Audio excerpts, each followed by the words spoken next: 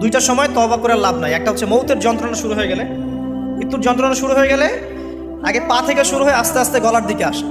হাদিসে যেমনটা এসেছে, সূরা ওয়াকিয়ার মধ্যেও আছে যে পায়ের দিক থেকে যন্ত্রণা শুরু হয়ে আস্তে আস্তে আস্তে আস্তে এই গলার দিকে আসে, এবং আত্মাটা গলার এখানে যখন চলে আসে, এখান থেকে মালাকুল মউত আত্মাটাকে নিয়ে চলে যায়।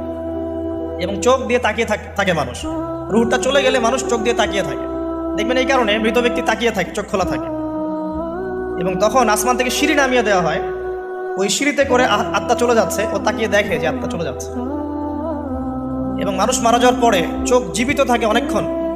মেডিকেল সায়েন্স যারা পড়েছে তাদেরকে জিজ্ঞাসা করবে, মানুষ ডেড হয়ে গেলেও চোখ দেখবেন আরও কয়েক ঘন্টা, হয়তো আরও নির্দিষ্ট একটা সময় পর্যন্ত চোখটা কিন্তু জীবিত থাকে।